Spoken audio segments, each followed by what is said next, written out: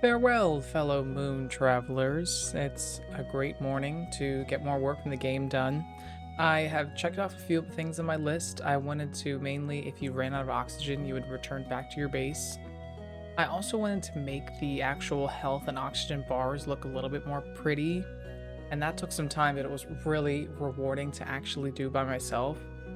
And then I also I'm not an artist, by the way. I'm not an artist by any means. So I grabbed a sprite from itch.io to get some game assets to actually make it seem what it would be like to not have just a red circle moving, but maybe a cute little character moving.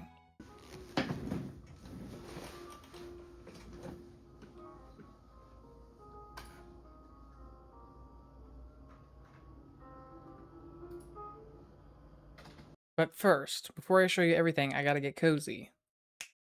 Cloak activated. It's so cozy. So obviously the first thing you can notice is we've got a little player. If you want to check out where I got these assets from, I'll put a link down below. But so basically the way that that comes is you have like basically one whole sheet of these characters, and then you kind of loop through them as you're animating. But for now, I just grabbed one picture.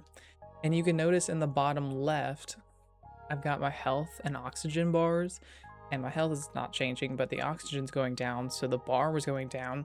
And I'm gonna be really honest, I usually would use AI for that. However, I was really thinking about it, and it really helped to actually write it down and like work out the dimensions. I was like, wait a second.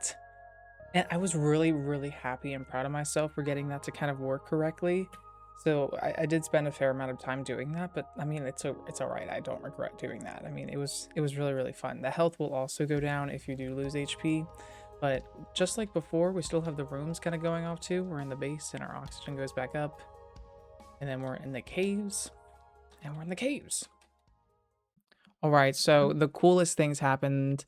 Some of the stuff I've just been doing is getting the inventory system to work now. So I'm trying to make it so that there you can like mine iron. I laid out some elements that we're likely going to be dealing with. So we're going to have aluminum, I'm going to have iron, silicon, titanium. Is that spelled right? And so I was basically trying to just get the iron to work with the item and the inventory so that you can pick it up.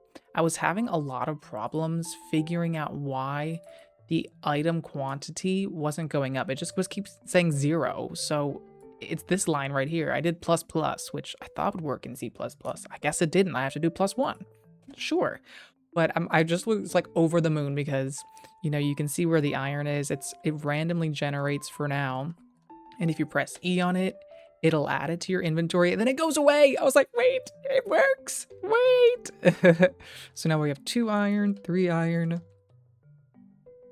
I mean, it's so fun. It's so cute. Yay. I think it only should work outside, right? Yeah. Also, that'll be, I think it wouldn't, it doesn't regenerate, right?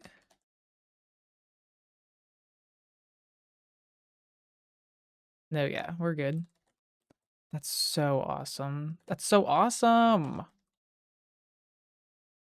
I got 20 iron now. Let's go.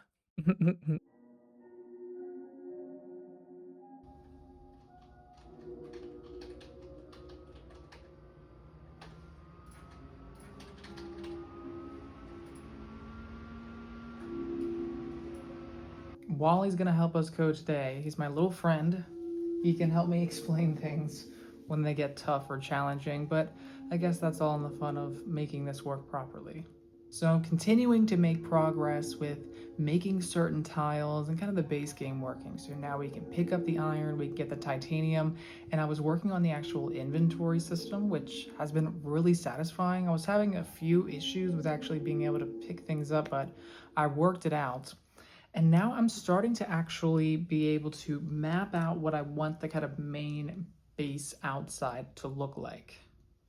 Okay, so here's what I kind of was trying just to start mapping out what the main map could look like. So firstly, I think when the game is going to start you over here, and this is where your main base is going to be, and then you have to like get some sort of tools, I feel like, to be able to break out and get to the rest of the map. I randomly thought of some moon cliffs to have, and maybe it's like a scary part, and someone asks you to go there, and you get something.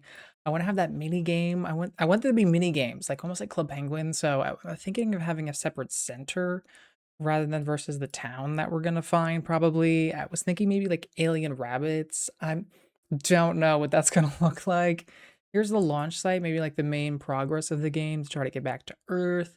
And then we'll have some caves, which is where we're going to be really getting most of the resources in addition to maybe some mini games and stuff. So I was starting to try to put this out onto the map, but now that the map is huge, I'm having some issues with frame rate. So check this out now. The map is much larger and I'm only running at 30 frames.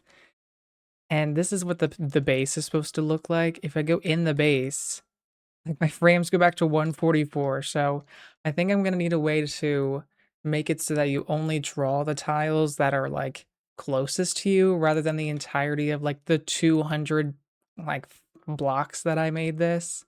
Also, you're gonna notice the inventory there on the left now. You can pick things up and they're in different orders. You can even drop them. So then it goes back to 0. So the inventory system's working pretty well. Just need to get my frames to work out now because it shouldn't be drawing the whole map if it's huge and causing frame issues.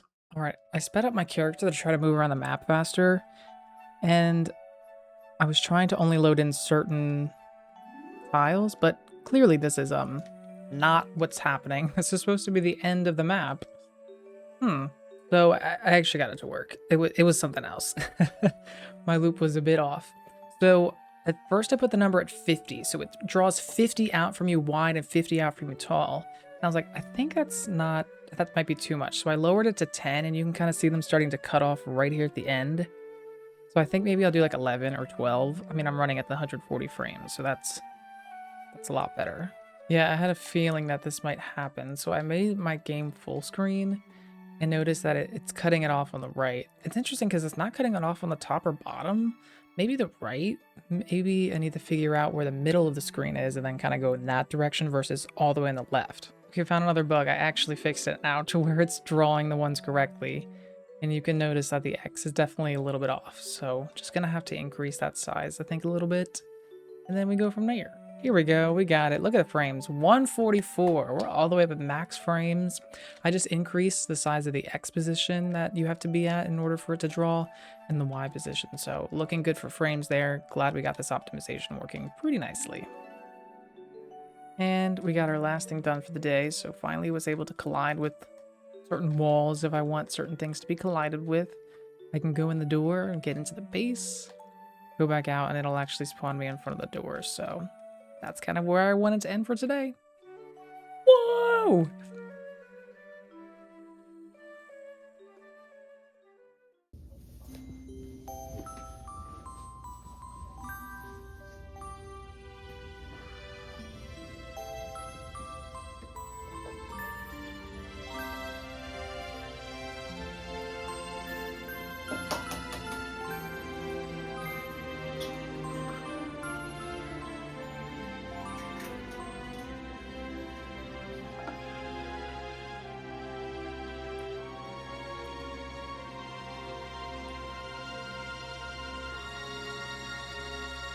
Well, hello, hello.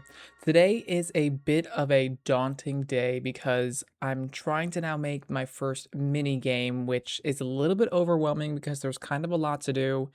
And in order to keep myself from getting super overwhelmed, I'm really starting to list out like a step-by-step thing to do in Trello here just to be like, okay, do this, check the box, rather than just say create the first mini game, which is what I first wrote.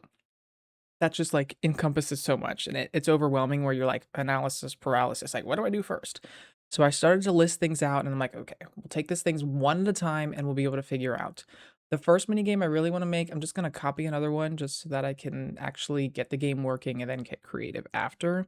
So I want to make domino effect for Mario Party DS. So what that is, if you have ever played Mario Party DS, it's actually so fun. So the picture is kind of off here from my camera, but it's basically like you're hopping on these dominoes and then you have to push whatever button is next. So it'd be a random order and you'd push some button and then you'd get to the end. And then once you do that, you win, basically. So I love this game and like spamming it as fast as possible. So this is the first game I'm gonna make. So far in the game, what I've done is I've actually made the mini game space. Oh, it crashed. I guess I was working on something and then walked away. Let me figure that out. So for now, I've created the actual mini game space, which is just another like room.